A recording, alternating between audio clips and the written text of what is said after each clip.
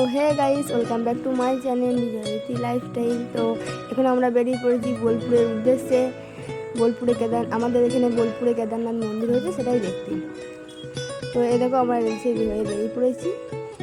তো এবার তোমাদেরকে প্রথমেই দেখাবো কঙ্কালতলার মন্দির। ভিতরে গিয়ে দেখাতে পারবো না অবশ্যই, বার থেকে একটু দেখাবো, কারণ আজকে তো কঙ্কালতলা যাচ্ছি না, আমরা বোলপুর যাচ্ছি। তো আমাদের এখানে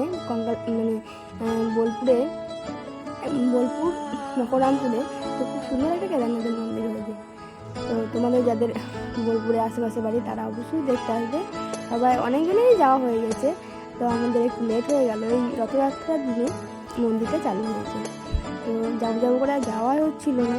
তো আজকে শেষমেশ চললাম দেখতে। তো এই দেখো কঙ্কালতলার মন্দির। তো বার থেকেই দেখালাম একটু, ভিতরে আজকে যেতে পারছি না, আজকে তো বোলপুর যাবো বলে বেরিয়েছি। তো বলতে বলতে এই দেখো পৌঁছে গেছি আমাদের কেদারনাথ মন্দিরে। তো আমার তো খুব সুন্দর লাগলো এসে। তোমাদের কেমন লাগছে কমেন্টের মাধ্যমে জানাবে।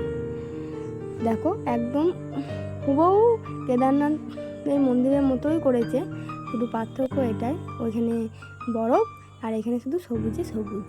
তো এটা দেখো হনুমানের একটা মন্দির, এই দেখো এটা রথ।